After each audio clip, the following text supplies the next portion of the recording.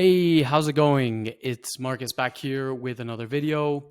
Super excited to be sharing this one with you today. This one basically walks through this whole project that I went on regarding how I went ahead and bought a car with DeFi. So in this video, we're going to cover a little bit as to why I even bothered to do this. I'm also going to walk you through step by step precisely how I made my decision with regards to which DeFi protocol to use.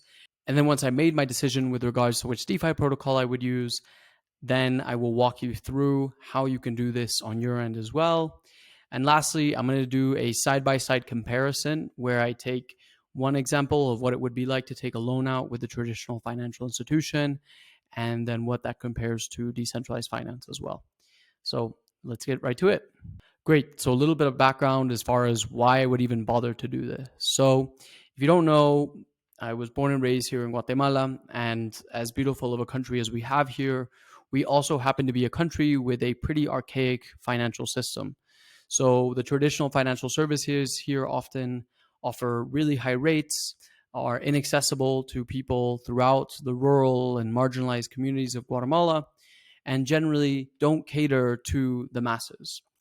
Particularly, this is the case when it comes to credit, for example. So what I wanted to do in this whole video is walk you through step by step how I ultimately decided to go forth with a loan on DeFi. All right, so let's talk a little bit about how I went through this whole process. So I knew I wanted to get a loan to buy this car. And the way I did it is I first went to my bank where I hold my fiat here in Guatemala. And I detail this more in the paper I wrote, but basically the loan rate that I was offered was that of 24% APR. So for many of you in the north, perhaps watching that may sound pretty usurious. Quite frankly, that's not ridiculous or outlandish here in Guatemala. Many people, generally, if you're looking to take out a loan for a car, you're looking at anywhere between 20% and upwards. So the next step was, once I had that information, I was really curious to sort of dive into the DeFi protocols and what they could each offer me, and really study, okay, if I am going to take out a DeFi loan, how can I do that? So I've been in the ecosystem for quite a number of years now, so I'm pretty familiar with sort of the bigger names and the general lay of the land when it came to a number of DeFi protocols, whether that's MakerDAO, Aave, Compound, Liquity, you name it. So there were 4 parameters with regards to how I ended up choosing the protocol that I did to use. So one was, how decentralized is this protocol? What are the mechanisms that are embedded into it that will functionally make it as unruggable as possible? 2, I also really wanted to take out a loan with as low as an interest rate as possible. 3, which one of these protocols had been battle tested and had a proven track record over a number of years. And then lastly as well is which one had a super easy to use interface. So after really doing kind of an in-depth series of analysis, speaking with quite a few friends in the ecosystem and space, and also putting a call out on Twitter, I decided to use Liquity. So I detail in the article that I accompany with this video as to why I ended up using Liquity, and there's a ton of content out there. But functionally, it just felt that it met all of these 4 parameters, and really was just sort of the launching ground in order to think about and explore and educate people around where DeFi ultimately has much more utility than the traditional financial institutions that we have today. All right, so in this next section, I'm going to walk you through DeFi Saver and Liquity and how I functionally went through using the entire process. I'll be sharing my screen, and from that, we'll be able to take a look at how you can also use DeFi to take out a loan for yourself. So this is Liquity's landing page. So as you can see here, 0% interest loans, borrow LUSD against ETH. It functionally does what it says on the box. Super straightforward. They've got $750 million in TVL as well. At their peak, I think they reached somewhere around $4 billion, which is huge.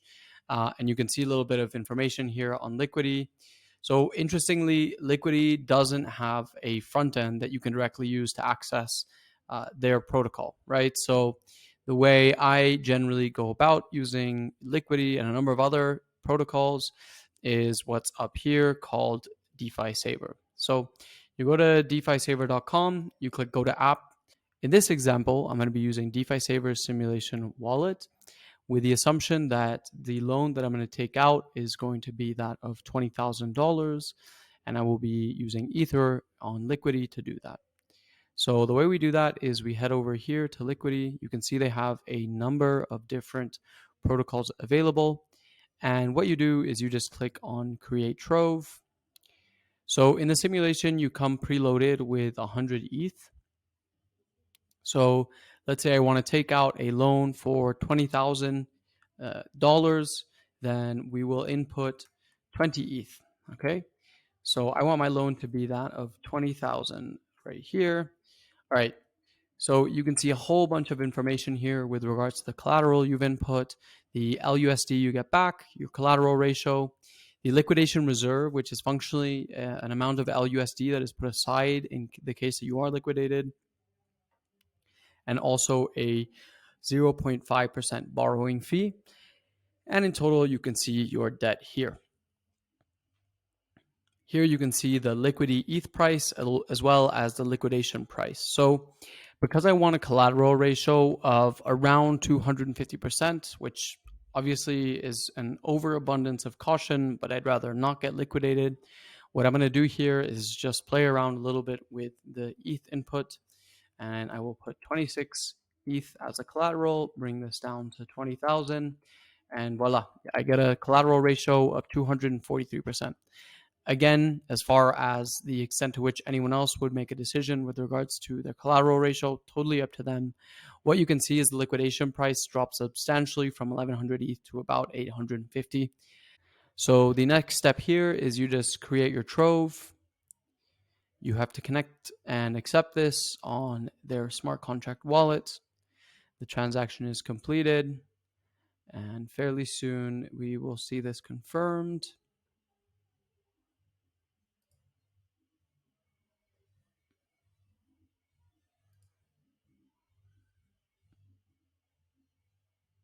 So you can see here, Trove created successfully. We are going to take a look at the automation features in just a moment here. But what you get here is basically this dashboard that sort of walks you through. You've input 26 ETH as your collateral.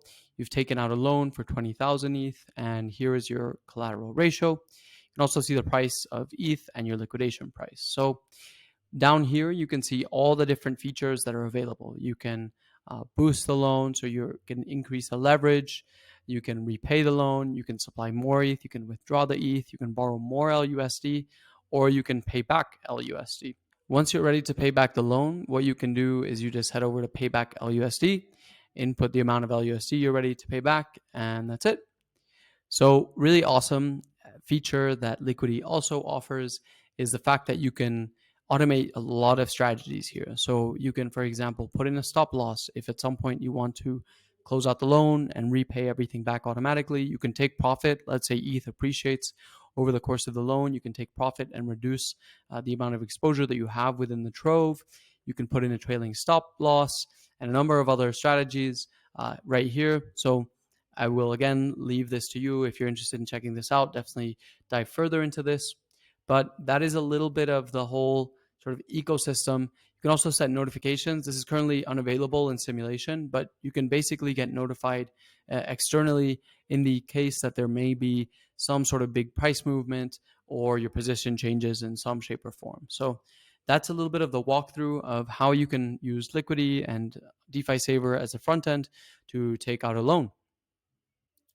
So what I want to do now is I want to take a side-by-side comparison where I look at traditional financial institutions here that offered me a loan and compare that to decentralized finance. So I'm going to be looking at a few different factors. So one of them is the time to issue the loan.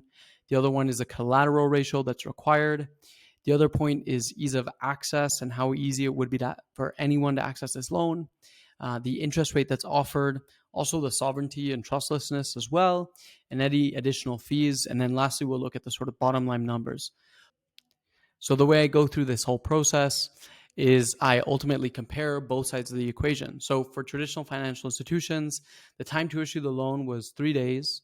The collateral ratio that was offered to me was 130%. That was somewhat flexible, but functionally the collateral that I had in the bank was ultimately what was going to be used to issue this loan to me. The ease of access, super easy, right? The money was deposited directly to my bank account in the matter of a few days. Obviously, the interest rate, not great. That was 24%. And on the sovereignty front, still a really high degree of trust in the bank, not rugging me or inflating away the local currency, which I would be using to make the payment. As far as any additional fees, there aren't necessarily any major outstanding fees other than what I already input into the bank as a consequence of having a bank account with them.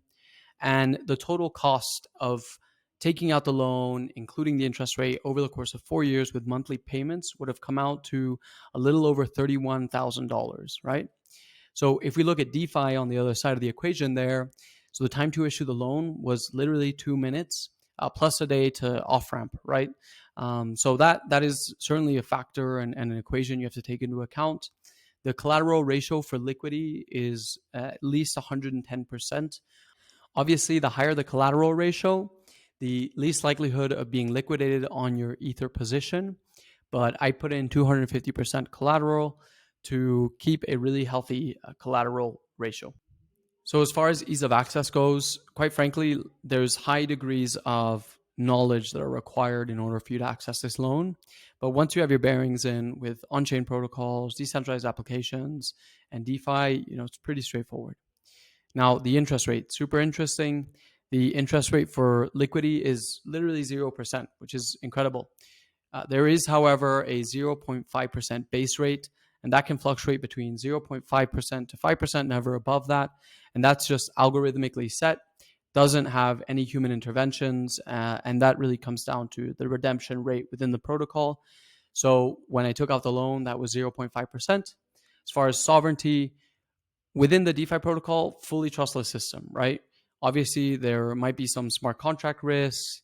There might be risk with regards to losing your private keys. But by that said, I own full sovereignty of that entire process, unless you're perhaps paying for your vehicle with, say, a peer-to-peer transfer, which could be another interesting approach here as well.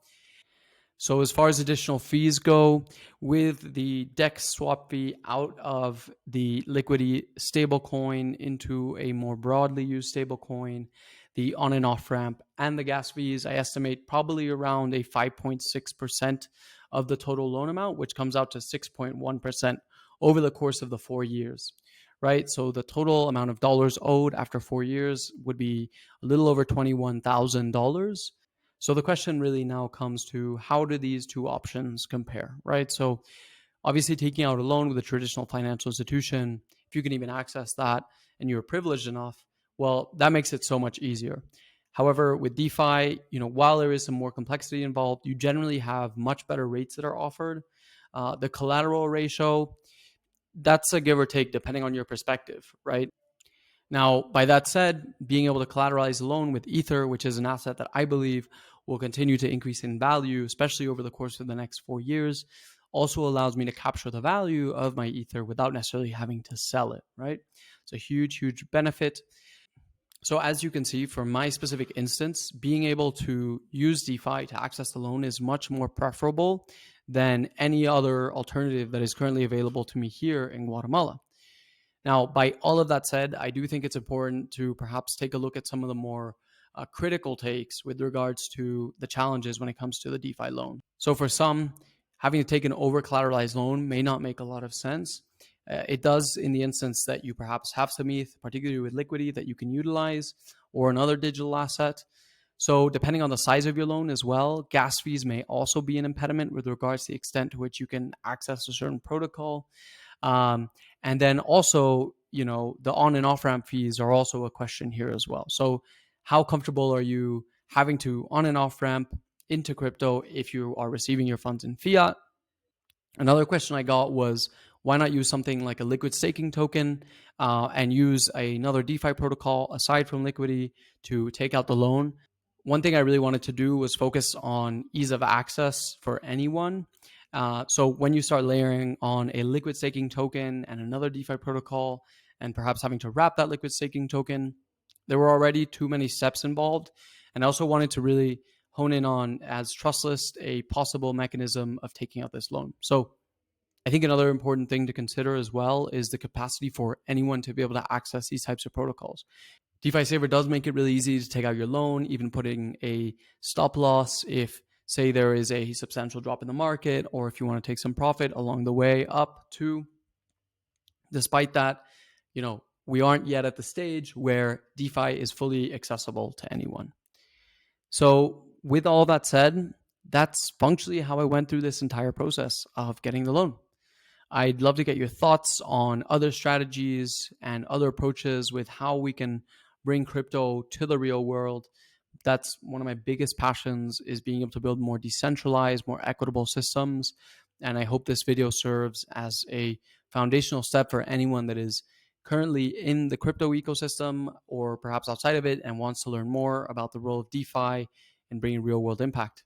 Thanks so much. Have a good one. Ciao.